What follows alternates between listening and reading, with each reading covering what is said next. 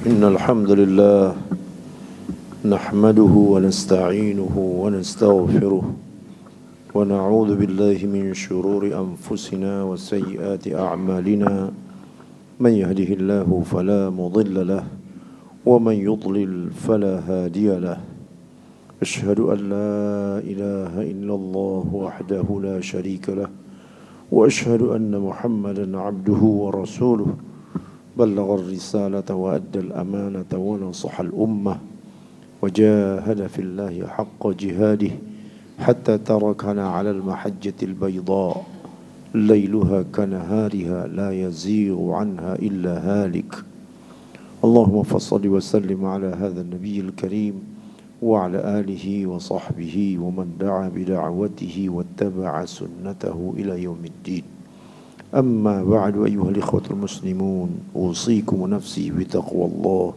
فقد فاز المتقون قال الله تعالى أعوذ بالله من الشيطان الرجيم يا أيها الذين آمنوا اتقوا الله حق تقاته ولا تموتن إلا وأنتم مسلمون وقال تعالى يا أيها الناس اتقوا ربكم الذي خلقكم من نفس واحدة وخلق منها زوجها وبث منهما رجالا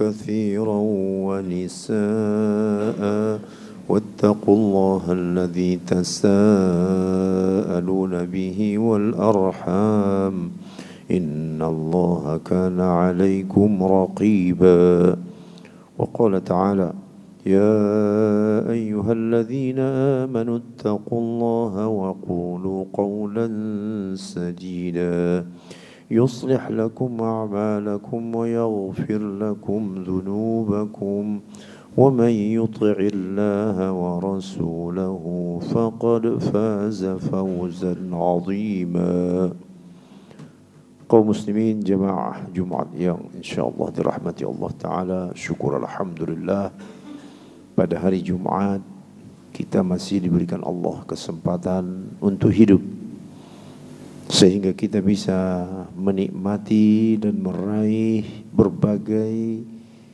ibadah yang dijanjikan pada hari ini. Di antaranya memperbanyak salawat, kemudian membaca suratul kahfi, kemudian memperbanyak amal soleh dalam bentuk apapun, sedekah dan seterusnya. Berqudwah kepada Nabi sallallahu alaihi wasallam. Apa arti berqudwah? Menjadikan Nabi sebagai teladan. Dalam bahasa Arab juga ada sebutan lain, uswah. Uswah sama saja, contoh, teladan, ikutan, panutan, idola. Nah, sebagai umat Nabi Muhammad, siapa yang menjadi uswah kita? Sudah pastilah beliau sallallahu alaihi wasallam.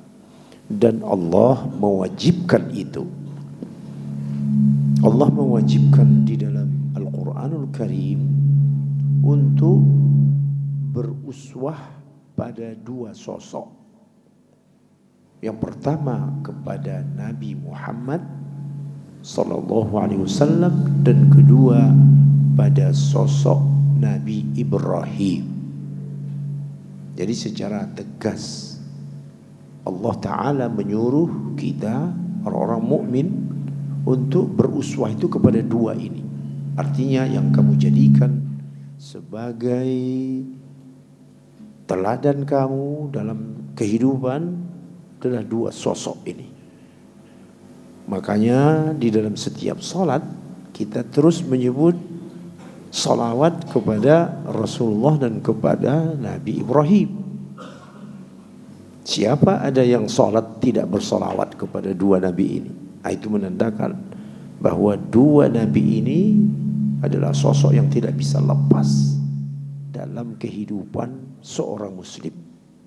Allahumma salli ala Muhammad wa ala ali Muhammad kama sallaita ala Ibrahim wa ala ali Ibrahim. Allahumma barik ala Muhammad wa ala ali Muhammad kama barakta ala Ibrahim wa ala ali Ibrahim innaka Hamidum Majid. Jadi dua nabi ini tetap bergandengan terus. Karena Allah Ta'ala di dalam Al-Quran memang menyuruh begitu terhadap Rasulullah. Beliau Allah Ta'ala mengatakan apa? Laqad kana lakum fi Rasulillahi uswatun hasanah. Terhadap Nabi Ibrahim apa kata Allah? Qad kanat lakum uswatun hasanatun fi Ibrahim walladzina ma'ahu, dan seterusnya. Ini yang pertama. Jadi menjadikan Rasulullah SAW sebagai qudwah atau uswah kita. Nah, di antara konsekuensi ataupun keharusan untuk menjadikan qudwah itu, yang pertama diawali dengan mahabbah, kecintaan. Mohon maaf suara saya memang ada masalah, bukan pada mic-nya. Yang pertama adalah pada kecintaan, diawali dengan kecintaan. Siapa yang paling kamu cintai dalam hidup ini? Ayahmu, anakmu, pasanganmu, atau bosmu, pimpinanmu? Itu semuanya harus kalah. Kalau dihadapkan dengan Rasulullah, semua itu harus kalah. Ayah harus dikalahkan, anak harus dikalahkan, istri harus kalah, apalagi pimpinan, nanti dulu. Jadi yang pertama setelah Allah Ta'ala yang harus kita cintai itu adalah Rasulullah Sallallahu Alaihi Wasallam. Nah, dalam soal kecintaan ini saja sudah banyak kita yang bias. Ada yang lebih mencintai pimpinannya, sehingga apa saja disuruh pimpinan ini, mau salah mau benar, ikut. Ini adalah sebuah sikap yang salah. Yang disuruh untuk cinta mutlak itu setelah kepada Allah adalah kepada Nabi Sallallahu Alaihi Wasallam. Masya Allah, kalau kita membaca hadis-hadis Nabi, ya, bahkan ayat Al-Quran soal cinta kepada Rasul ini tidak tanggung-tanggung. Di dalam surah Al-Ma'idah, Qul in kana aba'ukum wa abna'ukum wa ikhwanukum wa azwajukum wa ashiratukum wa amwalun iqtaraftumuha wa tijaratun takhshawna kasadaha wa masakinu tardawnaha ahabba ilaikum minallahi wa rasulihi wa jihadin fi sabilihi fatarabbasu hatta ya'tiyallahu bi amrih wallahu la yahdil qaumal fasiqin. Maaf saya ralat, bukan suratul Maidah tapi suratul Taubah.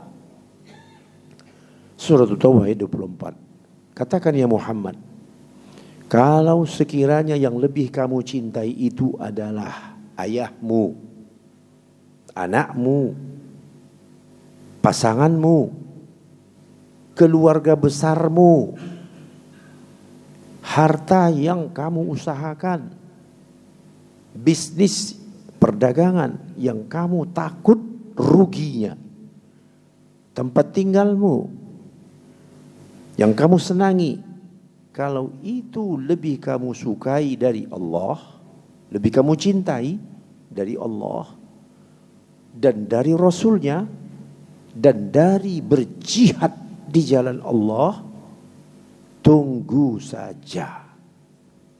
Fatarabbasu. Ingat, kata-kata fatarabbasu, tunggu saja. Artinya apa? Segera kamu akan menghadapi hukuman. Jadi kalau membaca ayat ini dengan tadabbur, renungan, dan kita kaitkan kondisi umat di zaman sekarang, kita mengatakan, oh iya, umat Islam sekarang ini betul-betul di bawah standar. Artinya yang paling menderita di dunia ini adalah umat Islam. Tetapi kalau kita kait dengan ayat ini, betul penyebabnya. Mereka lebih mencintai semua yang disebut tadi di awal itu. Yang disebut di situ tadi, itu semuanya itulah realitanya.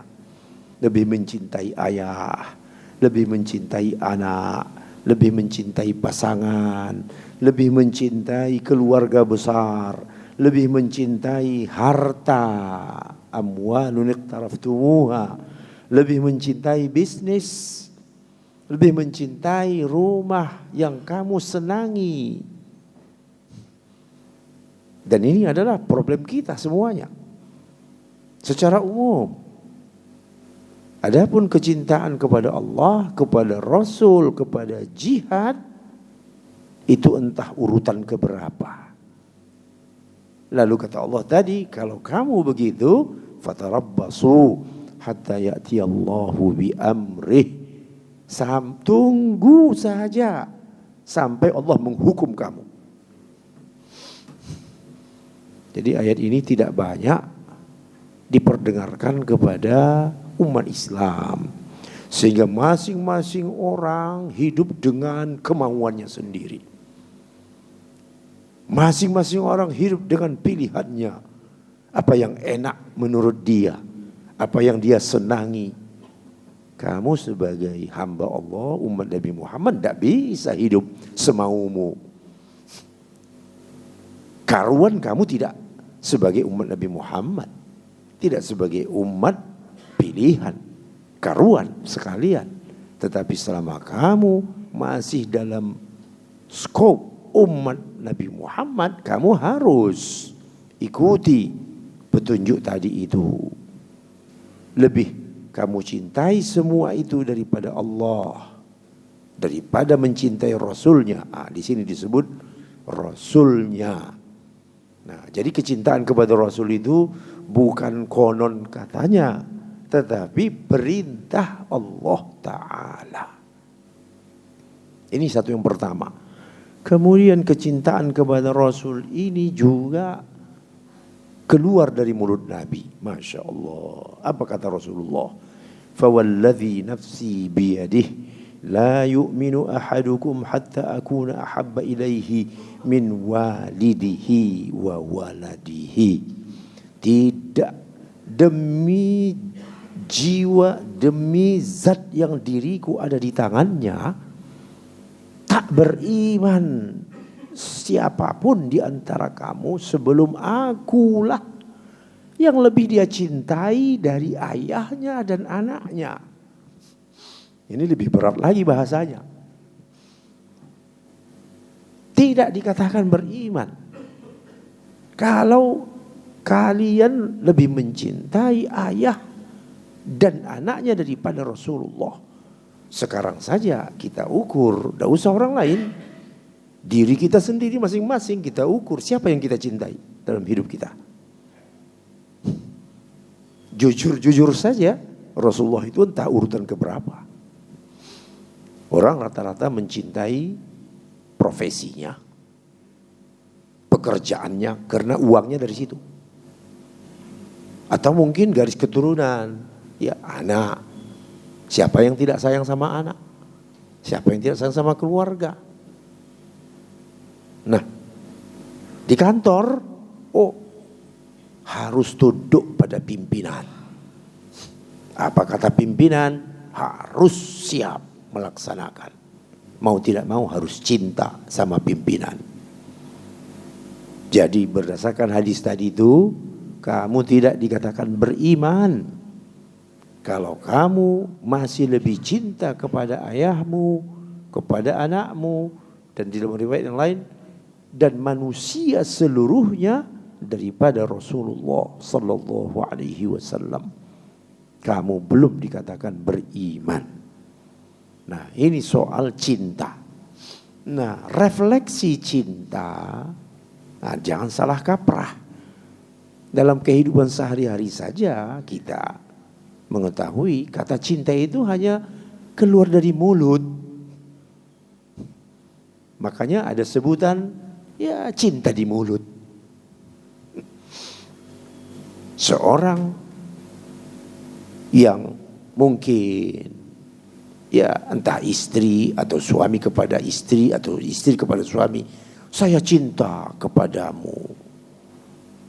Tetapi sejauh mana kecintaan itu? Pernah diujikah kecintaan itu? Karena di dalam bahasa Arab dikatakan bahwa orang yang mencintai sesuatu pasti ikut apa kemauannya.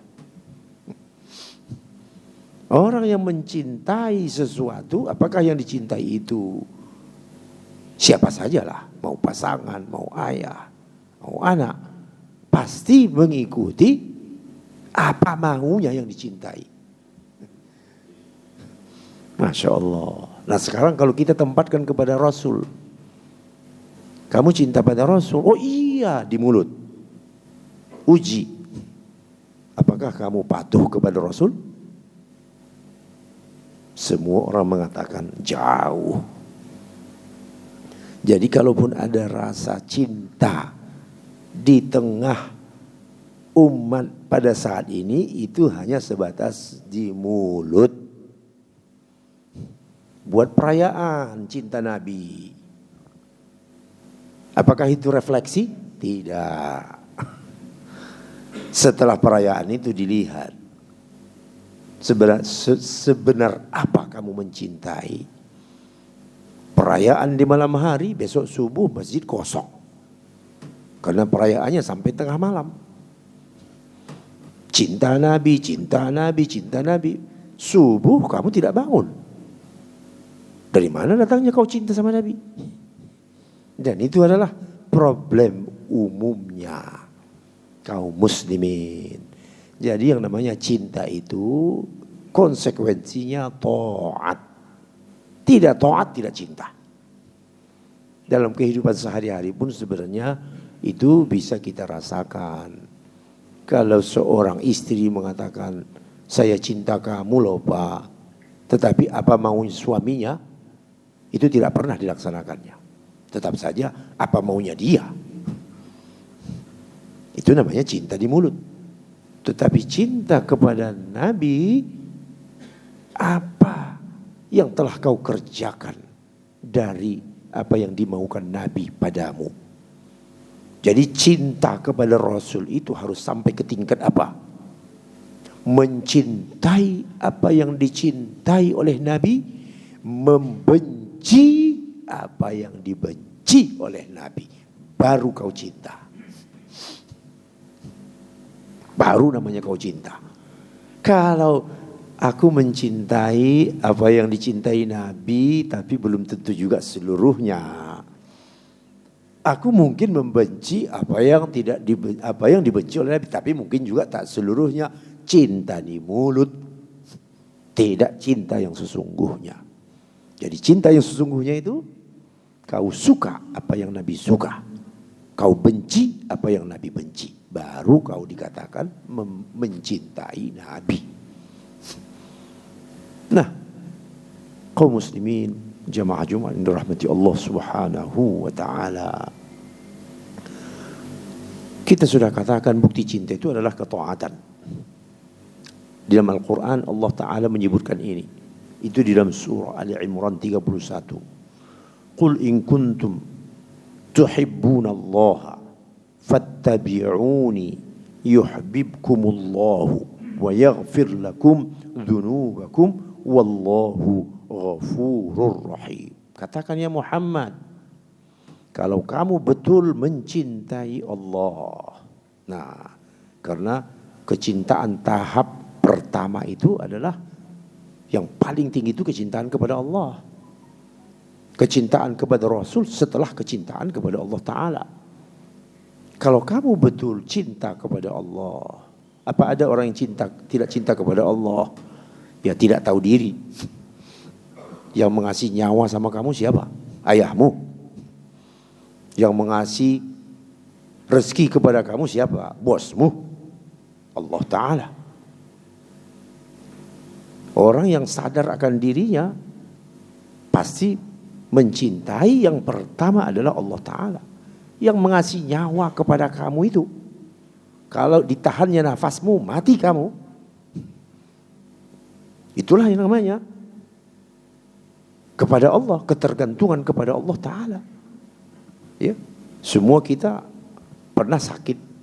Bahkan mungkin dalam 3 tahun yang lalu kita mengalami sakit berat. Ada yang selamat, ada yang masuk kubur.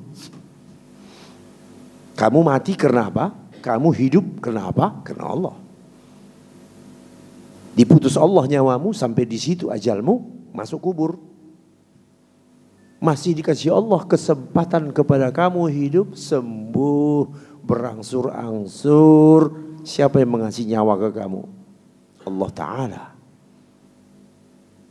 Masihkah kamu tidak cinta kepada Tuhanmu? Nah, kalau kamu cinta kepada Allah, kata Allah ini, fattabi'uni, ikuti aku, ikuti Rasul. Ikuti Rasul. Jadi kecintaan itu diwujudkan dalam bentuk ittiba'ur Rasul. Mengikut Rasul. Jangan yang kau ikut manusia yang tak jelas. Masa kau ikut manusia yang tak dapat wahyu, yang tidak mempunyai kekuatan yang sesungguhnya. Kekuatan hakiki itu ada pada Allah Ta'ala. Ini di dalam ada tempat, silakan masuk bagi yang di luar. Kalau kamu benar cinta kepada Allah, ittabi'uni fattabi'uni, ikuti aku. Masya Allah. Jadi Allah Ta'ala memerintahkan siapa yang mengaku cinta Allah, ikuti Nabi. Fattabi'uni. Nah, dalam kehidupan lagi-lagi kita bertanya, apakah kita sudah mengikut Nabi atau tidak? Atau ngikut sebagian, maksiat sebagian? Ya, secara umum kaum muslimin ikut sebagian tetapi tidak ikut sebagian yang lain. Itu tidak diterima. Keikutan itu, ittiba itu harus mutlak. Hanya ditentukan batas kemampuan. Tapi secara prinsip kamu harus ikut Nabi. Namun mungkin batas kemampuan, ya. Ada orang yang kemampuannya 90% mengikut Nabi. Tapi prinsip wajib. Namun kenyataannya manusia tidak selamanya prinsip dalam hidupnya itu mengikuti Nabi. Nabi itu hanya satu di antara sekian makhluk yang katanya saya ikuti. Oh, ada idola saya, ada pimpinan saya, ada ini saya, ada itu saya. Nabi itu satu di antara. Di dalam Islam itu tidak diterima. Di dalam Islam kamu mengikut Nabi itu mutlak. Mengikut yang lain itu ntar dulu, nomor 12 itu. Cocok dengan kemauan Nabi, saya ikut kamu. Tidak cocok dengan kemauan Nabi, masalah. Selamat tinggal. Jadi begitulah hidup seorang muslim. Qul in kuntum tuhibbunallaha fattabi'uni. Jadi mengikut Rasul itu adalah sebuah prinsip besar. Yang kalau kira-kira orang pada saat tidak ikut lalu diingatkan, kamu ikut Nabi enggak? Pada saat itu dia harus sadar, betul, saya harus ikut Nabi. Fattabi'uni. Lalu kata Allah apa? Niscaya Allah mencintai kamu. Jadi kalau kamu ikut Nabi, Allah pasti cinta sama kamu. Masya Allah. Nah, ini kira-kira keuntungan dari mengikut Nabi itu. Jadi orang mengikut Nabi itu dicintai Allah. Yuhibbukumullah. Bagaimana kalau orang dicintai Allah? Gak bisa dilukiskan dengan kata-kata, dengan tingkat sastra seperti itu, tidak bisa. Orang yang dicintai oleh Allah Ta'ala. Hidupnya seperti apa orang yang dicintai Allah itu?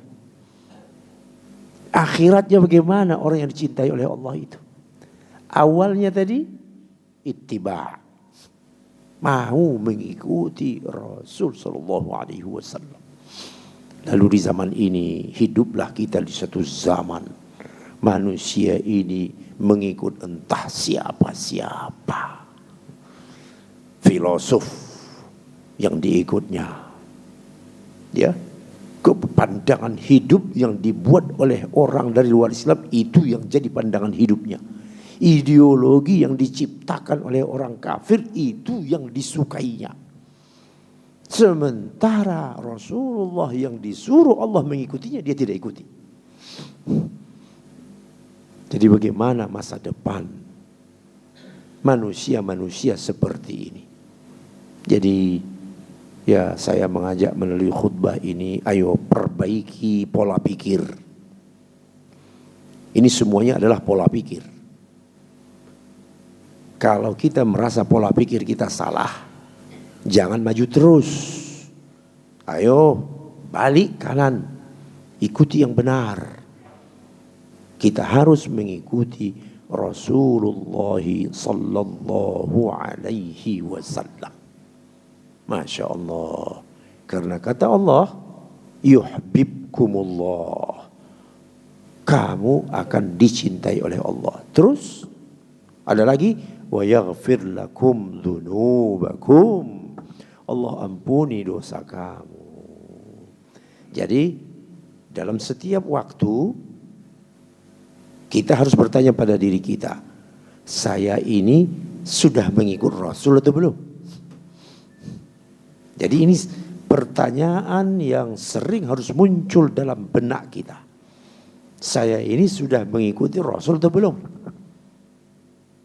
Kalau begitu, oh saya harus cari tahu apa saja poin-poin yang saya harus bertindak supaya saya dikatakan mengikuti Rasul. Sebenarnya kalau kita jabarkan, ya mungkin tidak cukup satu khutbah. Insya Allah dalam kesempatan yang lain secara lebih detail kita akan jelaskan. Yang pertama itu mengikuti Rasul dalam soal akhlak. Yang kedua sisi ibadah. Dan ini masih banyak cabang-cabangnya. Dalam soal akhlak, kita harus seperti Rasul, jujur. Kalau sudah disebut kata jujur di zaman ini, itu ibarat mimpi di siang bolong. Adakah orang jujur? Mungkin ada, tapi seperti mencari semut di tengah malam. Orang yang dalam posisi harus jujur tidak pernah jujur. Yang dalam posisi harus jujur itu siapa? Atasan kepada bawahan. Orang yang di atas harus jujur karena dia dilihat bawahannya. Tetapi adakah atasan yang jujur? Seperti mencari semut di tengah malam gelap gulita. Tetapi apapun realitanya, kita harus sebutkan bahwa yang pertama adalah soal kejujuran. Nabi kita sallallahu alaihi wasallam menerangkan, inna sidqa yahdi ilal bir. Jujur itu membawa pada kebaikan. Wa innal birra yahdi ilal jannah. Baik itu membawa ke surga. Wa innar rajul la yasduq hatta yuktaba indallahi siddiqa. Seseorang yang sudah terbiasa jujur, pagi jujur, siang jujur, malam jujur, mau tidur jujur, bangun tidur jujur, maka dia ditulis di langit, ditulis dalam daftar orang-orang jujur. Awalnya jujur membawa kebaikan. Artinya apa? Orang untuk dinilai baik itu, poin pertama yang harus dinilai itu adalah jujurnya. Jadi kalau sudah pernah bohong, apalagi suka bohong, Apalagi bohong itu sudah jadi kebiasaannya. Itu jangan diharap orang baik. Jangan kamu harap baik itu orang. Mimpi kamu. Karena Nabi sudah bilang, jujur membawa kepada kebajikan. Kalau orang sudah tidak jujur, jangan pernah menaruh kepercayaan. Karena itu orang bukan orang baik. Kemudian kebaikan membawa ke surga. Lalu sebaliknya, kata Rasul, masih lanjutan dari hadis Nabi, wa innal kadhib, dusta. Nah, lawan jujur itu dusta. Jadi perbuatan yang tidak sama dengan kebenaran atau kejujuran itu namanya kadzib. Beda dengan kenyataan. Pernyataan beda dengan kenyataan. Itu namanya dusta. Dusta membawa kepada kejahatan. Dusta membawa kepada kejahatan. Kejahatan membawa ke neraka. Jadi sudah kelihatan alurnya. Surga, neraka. Surga, kebaikan. Awal kebaikan itu dari jujur. Neraka, kejahatan. Awal dari kejahatan itu adalah bohong. Sebenarnya dengan satu hadis ini cukup jadi pedoman, panduan. Jadi kalau orang sudah suka bohong, jangan harap itu orang baik. Itu adalah penjahat. Dan masa depannya kalau dia tidak berubah adalah nar. Karena kata Rasulullah, wa innal fujura yahdi ilan nar. Seorang yang sudah biasa bohong, pagi bohong, siang bohong, sore bohong, mau tidur bohong, pasti dituliskan di langit daftar orang-orang pembohong. Mudah-mudahan dari khutbah ini kita bisa belajar akhlak Nabi. Semoga Allah Ta'ala memberikan petunjuk dan pedoman dalam hidup ini kepada kita. Aqulu qawli hadha wa astaghfirullah li wa lakum wa lil muslimin muslimat fastaghfiruhu innahu huwal ghafurur rahim.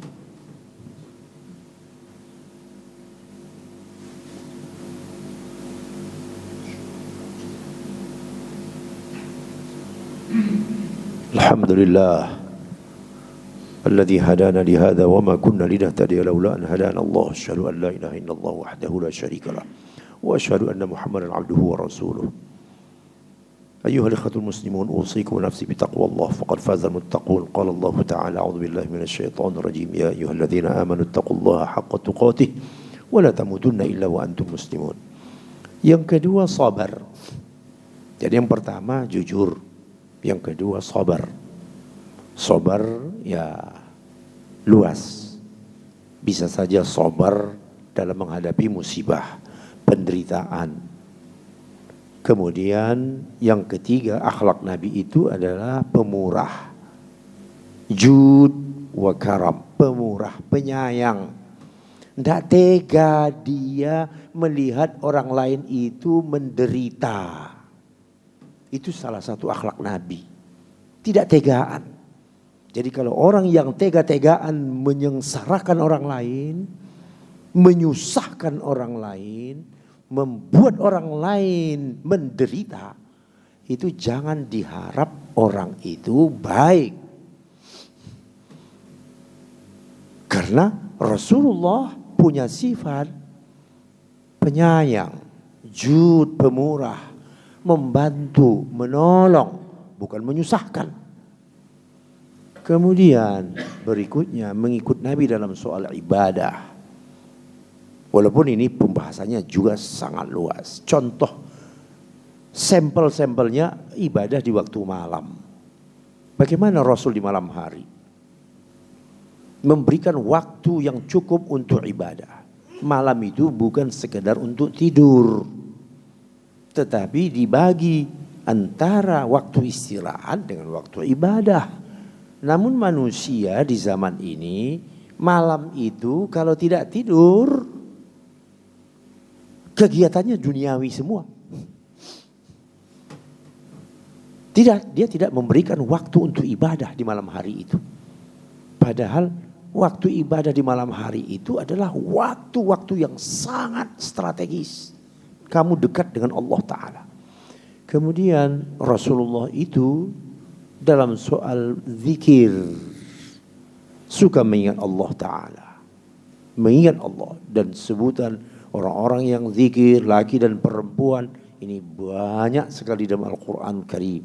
Begitulah Nabi. Kemudian pemberani.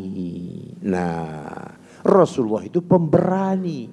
Dan kamu harus ikuti Nabi dalam soal keberanian. Jangan jadi orang pengecut.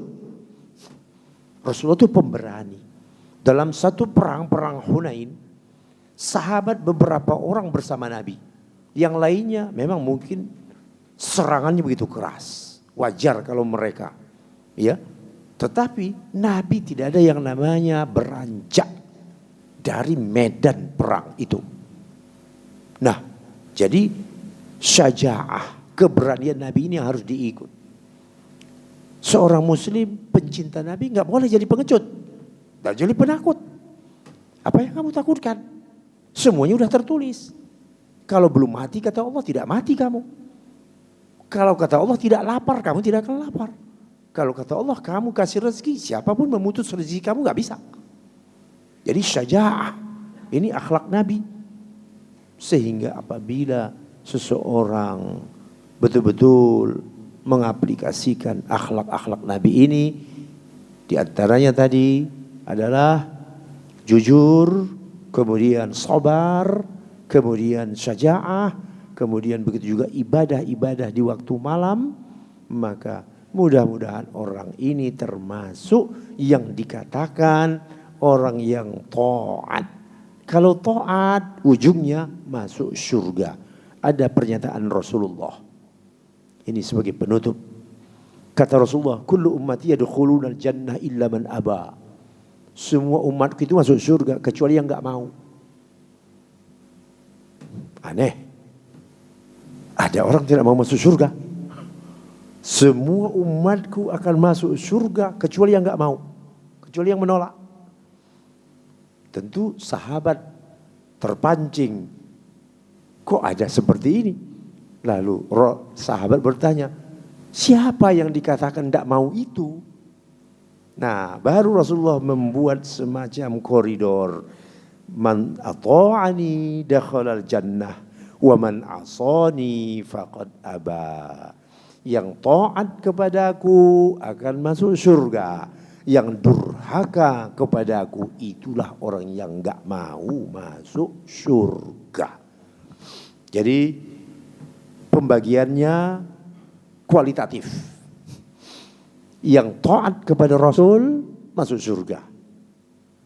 Yang bermaksiat kepada Nabi itulah orang yang gak mau masuk surga. Jadi ukur saja diri masing-masing. Apakah saya ini termasuk orang yang tidak mau taat, ngeyel, suka mendebat? Maka berarti kamu termasuk orang yang tidak mau masuk surga. Inna Allah malaikatahu yusalluna 'alan nabiy ya ayyuhalladzina amanu shallu 'alaihi wa sallimu taslima. Allahumma shalli 'ala Muhammad wa 'ala ali Muhammad. Kama shallaita 'ala Ibrahim wa 'ala ali Ibrahim. Allahumma barik 'ala Muhammad wa 'ala ali Muhammad kama barakta 'ala Ibrahim wa 'ala ali Ibrahim innaka Hamidum Majid. وارض اللهم عن سادتنا أبي بكر وعمر وعثمان وعلي وعن الصحابة أجمعين وعن التابعين ومن تبعهم بإحسان يوم الدين. اللهم اغفر للمسلمين والمسلمات والمؤمنين والمؤمنات الأحياء منهم والأموات. اللهم أعز الإسلام والمسلمين وأذل الشرك والمشركين ودمر أعداءك أعداء الدين. اللهم لا تدع في مقامنا هذا ذنبا إلا غفرته ولا عيبا إلا سترته ولا هما إلا فرجته ولا دينا إلا قضيته ولا حاجة من حوائج الدنيا لك فيها رضا ولنا فيها صلاح إلا قضيتها يا رب العالمين. ربنا آتنا في الدنيا حسنة وفي الآخرة حسنة وقنا عذاب النار. عباد الله إن الله يأمركم بالعدل والإحسان وإيتاء ذي القربى وينهى عن الفحشاء والمنكر والبغي يعظكم لعلكم تذكرون فاذكروا الله يذكركم واشكروه على نعمه يزدكم ولذكر الله أكبر والله أعلم ما تصنعون أقم الصلاة